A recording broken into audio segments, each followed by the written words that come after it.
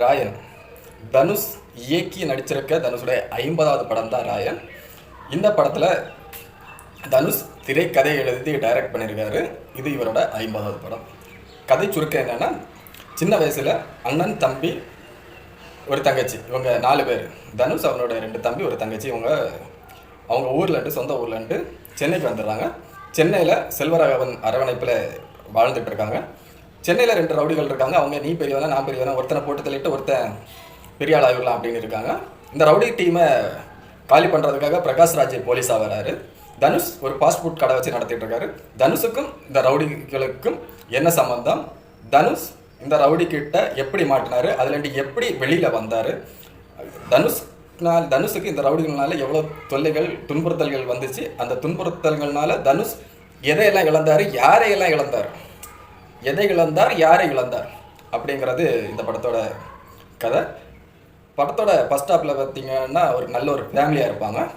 தனுஷோட 2 தம்பிங்க, ஒரு தங்கச்சி. இதே செகண்ட் ஹாஃபில் போகும்போது கதை அப்படியே மாறும்.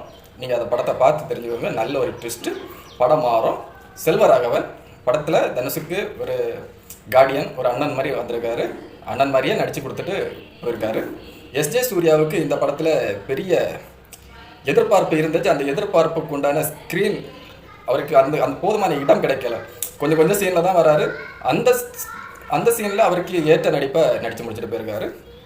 அறந்தாங்கி நிஷா, அவங்கள முழுசாக கூட காமிக்கல. அவங்களோட வாய்ஸு ஒரு 2-3 சீனில் வந்துட்டு போகிறாங்க. அதே மாதிரி பிரகாஷ்ராஜும் இந்த சென்னைக்கு எதுக்கு வராருன்னா, அவரும் ஒரு பழி வாங்குறதுக்காக வராரு. ஏன் வராருன்னு சொல்லிட்டு அவர் ஒரே ஒரு லைனில் சொல்லியிருப்பார். அந்த லைனை புரிஞ்சால் மட்டும்தான் பிரகாஷ்ராஜ் ஏன் அங்கே போலீஸாக வந்திருக்காருன்னு தெரியும்.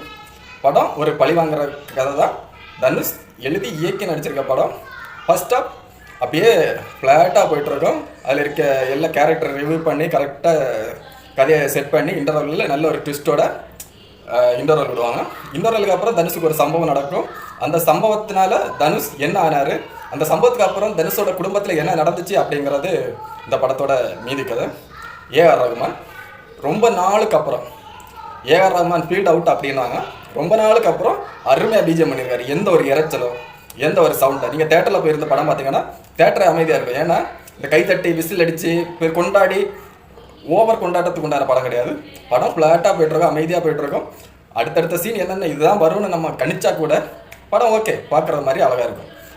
ஏஆர் ரகுமான் எந்தெந்த இடத்துல இசை வேணுமோ அந்தந்த இடத்துல மட்டும்தான் கரெக்டாக அவரோட இசையை போட்டிருக்காரு. உசிரே நீதானே பாட்டு வரும்போதெல்லாம் அப்படியே நமக்கு புல் அரிக்குது. அந்த மாதிரி ரொம்ப அருமையாக இசையமைச்சிருக்காரு. படத்துக்கு தனுஷ் எப்படி திரைக்கதை எழுதி ஒரு பில்லராக இருந்தாரோ, இன்னொரு பக்கம் ஏஆர் ரகுமான் இந்த படத்தோட மிகப்பெரிய பில்லர் அப்படின்னு சொல்லலாம். சண்டை காட்சிகள் தனுஷோட பழைய, இதுக்கு முன்னாடி தனுஷ் நடித்த படத்தில் உள்ள அதே சண்டை காட்சிகள் தான் வர மாதிரி இருக்குது. இந்த ரோலுக்கு முன்னாடி ஒரு சண்டை காட்சியில் அந்த அந்த சண்டை ஃபைட்டை ஸ்லோ மோஷனில் எடுத்திருப்பாங்க. அது ஏன் எடுத்தாங்கன்னு உள்ளது தெரியலை. இந்த ரோலுக்கு அப்புறம் தனுஷுக்கு ஒரு சம்பவம் நடக்கும். ரவுடிகள்னாலேயும் அவரோட ஒரு சம்பவம் நடக்கும். அந்த சம்பவத்துலேருந்து அவருக்கு வெட்டு குத்து எல்லாம் கிடைக்கும். அந்த வெட்டு குத்துலேருந்து அவர் மீண்டு வர்றதுக்கு கொஞ்சம் அந்த சீனை கொஞ்சம் லெந்தாக எடுத்துருக்காங்க. அதை எப்படியும் வெட்டு பார்த்தா குத்து பட்டவன் எழும்பி வரைக்கும் கொஞ்சம் நாள் ஆகும். ஆனால் அந்த நாள் அது கொஞ்சம் டீட்டெயில்ஸாக காமிச்ச மாதிரி இருக்குது. அதை கொஞ்சம் கூட ட்ரிம் பண்ணியிருந்தீங்கன்னா இன்னும் நல்லா இருந்திருக்கும். ஃபர்ஸ்ட் ஹாஃப் வரைக்கும் அமைதியாக இருக்கிற தனுஷ், செகண்ட் ஹாஃபில் வெட்டு குத்து ரத்தம். இப்போ கேங்ஸ்டர் படம்னாலே முதல்ல என்ன சொல்கிறதுன்னா, படம்னாலே வெட்டு குத்து இருக்கணும் அப்படின்னு நினைக்கிறாங்க போல இருக்குது. ஆனால் இது கொஞ்சம் ரொம்ப ஓவராக இருந்த மாதிரி இருந்துச்சு. படத்துலேயே சொல்கிறாங்க, நீ தனியாக போய் 30 பேரை கொண்டு வந்தானே, 40 பேரை கொண்டு வந்தானே அப்படிங்கிறாங்க. அதில் தனுஷ் புதுசாக ஒரு ஆயுதம் கண்டுபிடிச்சி கொடுத்துருக்காரு எல்லாருக்கும். அது ஊசி மாதிரி இருக்கும். அது பாருங்கள், ஊசி மாதிரி இருக்கும். குத்துனா இப்படி கையில் இந்த பக்கம் குத்துனா அந்த பக்கம் வந்துடும். அந்த மாதிரி ஒரு ஆயுதம் வச்சுருப்பாரு. புதுசாக அறிமுகப்படுத்தியிருக்காரு. நாடு குட்டிச்சு வர போகிறதுக்கு இவங்களும் ஒரு காரணம்.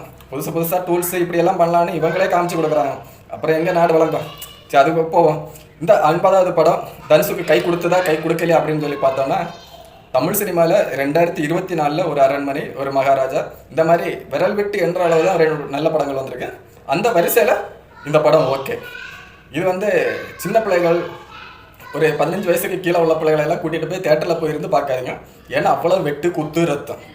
தனுஷ் ஆக்ஷன் சீனில் இறங்கின இன்டர்வலுக்கு ஒரு அரை மணி நேரத்துக்கு, ஒரு 20 நிமிஷத்துக்கு முன்னாடி ஆக்ஷனில் இறங்குவார். அதுலேருந்து படம் முடிகிற வரைக்கும் ஒரே வெட்டு குத்து ரத்தமாக தான் இருக்கும். மற்ற மாதிரி சின்ன வயசானவங்க 2K கிட்ஸுக்கெல்லாம் பிடிக்கும். ஏன்னா 2K கிட்ஸு நம்ம எல்லாம் அதை தானே விரும்புகிறோம். வெட்டு குத்து ரத்தம் தானே வேணும். அந்த மாதிரி வெட்டு குத்து ரத்தம் பார்க்குறவங்களுக்கு இந்த படம் ஏற்ற படமாக இருக்கு. மற்ற மாதிரி சொல்கிற மாதிரி ஏஆர் ரஹ்மான் இசை, தனுஷோட நடிப்பு இந்த படத்துக்கு பெரிய தூணு. பார்க்கலாம், இந்த வெட்டுக்குத்தையெல்லாம் இன்னும் கொஞ்சம் கம்மி பண்ணியிருந்தீங்கன்னா நல்லா இருந்திருக்கும். பார்ப்போம் எங்கே தான் போய் முடிய போகுது அப்படின்னு சொல்லிட்டு.